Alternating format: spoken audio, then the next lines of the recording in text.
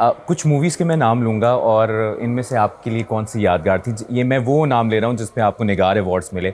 97 में आपको संगम पर मिला, 98 में आपको निकाह पे मिला, 99 में आपको जन्नत की तलाश में मिला, 2000 में तेरे प्यार में मिला। इनमें से सबसे यादगार I आपके? think Nikah. Nikah was a beautiful film. It was about relationships. और रिश्तों की बात थी और I really enjoyed doing that film. The music was good and Sangam was good. और थी जन्नत की तेरे प्यार में तलाश, was तेरे good. प्यार में। Yeah, they were all good films. But I think Nikah I really loved. I now won the national award for that actually. और आपको तो प्राइड ऑफ परफॉर्मेंस में मिला ना। प्राइड ऑफ परफॉर्मेंस मिलने पर क्या एहसास आते? या इस सवाल को ऐसे कर लेते हैं कि आपकी वालिदा की बहुत बड़ी सपोर्ट रही आपके वालिद की। किस मोमेंट पे उन्होंने कहा कि बेटा ये तुमने कमाल किया, आज मेरा सर फख्र से बुलंद है? मैं I think the day I became a father was एक तो ये था और दूसरा तो when I won my first national award because national award was the biggest award at that time. तो उसके बाद ये लक्स वक्स सारे आ गए, उसके पहले तो थे ही नहीं। वो कौन सी मूवी है जो आपके दिल के बहुत करीब है? मजाजन, खुदा के लिए या जिल्ले Shah? Tough question. I love all of them. लेकिन जो मुझे लगा कि जो या इसको ऐसे आसान कर लेते हैं कि इनमें से तीनों में से सीक्वल अगर किसी का बनाना हो, आप किसका बनाएंगे? देखिए, मुझे सबसे पहले तो ये मैं कहूँगा कि जितने भी मैं किरदार करता हूँ I hardly get to see them, not the films. आप अपनी ज़िंदगी के अंदर, आप अपने अंदर से एक ऐसा किरदार निकालते हैं और उसे निट करते हैं जो आप ही हैं, लेकिन आप नहीं हैं वो, लेकिन आप हैं। लेकिन आप उस कहानी का, उस पैरेलल टाइमलाइन का हिस्सा बन जाते हैं for ever. So when you see them again you really enjoy meeting them again. So अगर आप इस तरह से देखें तो मैं आई लाइक जो खुदा के लिए में I still feel for that guy who I see in the film. उसके अलावा Majajan, I love Majajan. I think sequel बनना चाहिए खुदा के लिए। और अगर बात की जाए जेन जी के लिए, ये स्पेसिफिकली सवाल है, जेन जी को आप अपनी कौन सी 3 मूवीज़ रिकमेंड करेंगे कि भाई ये 3 मूवीज़ आप लाजमी देखें? और वो ऑब्वियसली खुदा के लिए से पहले हो और 90s की। आई फील दैट अभी जितना भी काम हो रहा है, और I think war would be one that I would tell them to watch, and खुदा के लिए again I would ask them to watch that film. देखिए, जेन जी होना अच्छी बात है, लेकिन अपनी रूट्स को देखिए, एक दरख्त है, उस दरख्त पे ये पत्ते नए आते हैं, पुराने जाते हैं, बट ट्रंक और रूट्स वही रहती हैं। सो हर मौसम के साथ पत्ते झड़ते हैं, नए आते हैं। बहुत रूट्स खूबसूरत के बात साथ किया। आपने कनेक्ट रहना है, क्योंकि जितनी भी खूबसूरत फिल्में और अच्छी फिल्में चाहे दिखने में बुरी हों, नज़र ना आ रही हों, कहानी तो वही होती है जो होती है। सो आपको अपनी रूट्स के साथ कनेक्ट होना बहुत ज़रूरी है। आप आजकल के जो ब्रांड्स हैं, if you want to look cool, you adapt a certain language and you adapt a certain way of dressing and whatever. But by the end of the day, you respect people. अगर आप देखें US और Trump और Chinese जो president है, Xi Jinping, he didn't speak in English and he didn't speak in Chinese. So अगर आप उस लेवल पे भी ले जाते हैं कि यार इतनी बड़ी पावर्स आपस में मिल रही हैं, they retain their who they are, then this must be very important. So I think Gen Z needs to be focused on more on these issues कि उनकी अपनी वो खुद कौन है, आप क्या हैं, क्या पहनते हैं, क्या करते हैं, किस तरह सोचते हैं, क्या अच्छा है, क्या बुरा है। जेन जी का मतलब ये नहीं है कि आपकी तमाम तर तालीम जो है वो टेलीफोन हो जाए, 15 सेकंड का आपका वो हो जाए, 5 सेकंड। हाँ, so I think that's good. I am not saying it's bad, but I think कहीं ना कहीं फुर्सत के लम्हात में अपने जो जहन है उसको ये देखें कि आपकी ग्रोथ क्या है, आप कौन हैं, आप कहाँ से आए हैं, आप किस तरह की चीज़ें आपको बेहतरीन लगती हैं।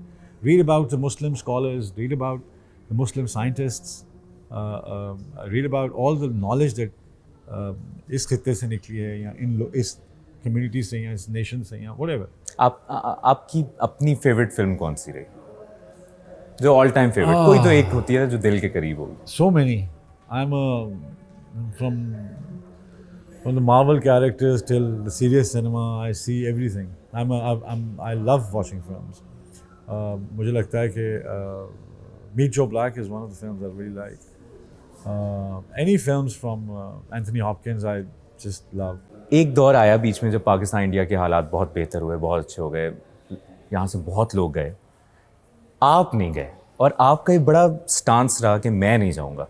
उसकी क्या वजह है? लोगों के तो करियर बन गए वहाँ जाकर. देखिए बात ये होती है कि सबसे पहली बात ये है कि हमें ये देखना है कि हमारा जो पास्ट, अगर मैं कहूँ कि फ़लस्तीन और इज़राइल की आपस में सुलह हो जाए और वो फिल्में बनानी शुरू कर दें आपस में, तो आप कहेंगे कि ये फ़िक्शन है. तो हमारा अगर 47 का आप पार्टीशन की कहानियाँ पढ़ते हैं या स्टोरीज़ पढ़ते हैं, उसमें आपको लगता है कि पंजाब ख़ास तौर पे वाज द ब्लडीएस्ट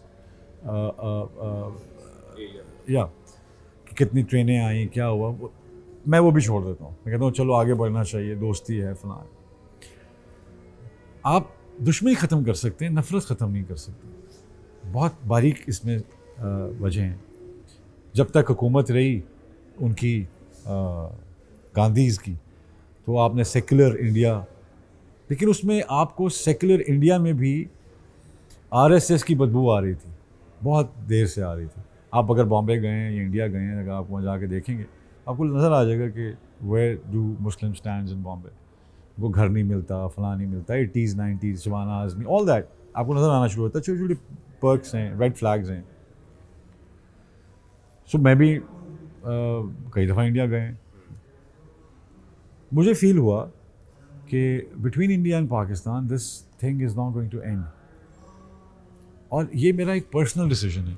जब भी मैं ये समझाने की कोशिश करता हूँ, लोग समझते हैं कि मैं उनको रोक रहा हूँ. आपको जहाँ अपना फल नज़र आता है, जहाँ आपको लगता है कि आप कुछ बन जाएंगे, आप चले जाएं वहाँ, मुझे कोई इतराज़ नहीं. लेकिन आपका वो नहीं है कि आर्ट की कोई बाउंड्री नहीं होती, म्यूज़िक की कोई बाउंड्री? देखिए कोई बाउंड्री नहीं होती, लेकिन इंडिया पाकिस्तान की बाउंड्री आज है ना. जितने आर्टिस्ट ये कहते थे उनको कोई वीज़ा लेकर दिखाएं, जाएँ वहाँ पे काम करें. ये सब भाग के आए हैं वहाँ से, निकाले गए हैं तो आए हैं, नहीं तो जाने वाले नहीं थे. आज क्यों नहीं जाते? दुनिया फिर रहे हैं, इंडिया चले जाएं. सो अगर आपको एक एरिया ऐसा जहाँ पे आपको नज़र आ रहा है कि नफ़रत है, आज आप उनकी फ़िल्म यहाँ लगा देते हैं, आपकी फ़िल्म वहाँ नहीं जा सकती. कितनी अच्छी अच्छी फिल्में ये बना रहे हैं आज, जो कोई फिल्म इंडिया में नहीं लगती. क्या वजह ये है कि अगर आप इस बात को समझेंगे तो ये बहुत बड़ी बात है, और नहीं समझेंगे तो कोई बात नहीं. तो जब आपको गजनी ऑफ़र हुई, अब कहने को वो एक विलन का रोल था, लेकिन वो एक बहुत बड़े लेवल की मूवी थी, बहुत सुपर डुपर हिट हुई और आमिर खान थे, और तो एक दफ़ा तो ख्याल आया होगा कि यार चलो कर लेना चाहिए. नहीं, या रोल पसंद नहीं आया, या नहीं, मुझे लगा कि पहली बात ही आखिरी थी ना, कि आपको पाकिस्तान में सिर्फ विलन नज़र आते हैं. अगर आपको नज़र आता है कि विलन पिक करना है, मैंने ग्रोसरी शॉपिंग करनी है विलन की, तो आप इटली चले जाएँ, कहीं रोम चले जाएँ, कहीं साउथ में चले जाएँ. आपको पाकिस्तान क्यों नज़र आता है? So it's a very clichéd thing that you want to project Pakistan as the villain that people think they are. Number 1, पहला डिस्प्यूट ये था कि आपको, उन्होंने मुझे कहा बड़ा अच्छा रोल है, तो मैंने कहा आप कर लें, डजंट मैटर, आप नेगेटिव रोल कर लें, अच्छा है आपके लिए. नहीं, वैसे तो मेरा तो वो है, मेरा तो ये है. सो आई थिंक कहने का मकसद ये है कि पहली बात ये है कि मैंने कहना हो कि यार कोई विलन नहीं मिल रहा और आप आ जाए को, यार आप तो बिल्कुल विलन दिखते हैं, पाकिस्तानी आप, आपका हरा पासपोर्ट, आप विलन है. तो एक तो they can't think beyond the negativity that they want to project about Pakistan. That's one issue that I have. दूसरा ये है कि आप जब भी आप इतने, आपकी 3000 से 4000 बच्चा रोज़ निकल रहा है, पुराने एक्टर आपके पास हैं, हर किस्म की सहूलत है आपके पास, उसके बावजूद आप यहाँ क्यों आ रहे हैं? क्या वजह? मतलब आपको कोई ऐसी चीज़ है जो नहीं मिल रही है? दे पीपल, अच्छे लड़के हैं, गुड लुकिंग लोग हैं, फलां हैं, ये है, वो है, सारा कुछ है. Then why would you opt for a Pakistani? There has to be a reason. See, तो ठीक है, मुझे समझ आया, इस तरह का मुझे फील हुआ. That was one side of my career move. दूसरा मुझे ये फील हुआ कि my father had a very tough stance on Kashmir, way Kashmiris, और जो हाल उन्होंने कश्मीर का किया हुआ है, मुझे लगा कि as his son, how would I justify myself? मरना तो सब ने. बड़ी बात है, और आप जुड़े रहे उस ग्राउंड से, और आप, I feel that मुझे कुछ I didn't go for a raw deal. I felt that it's fine. नहीं भी की तो क्या फ़र्क पड़ता है.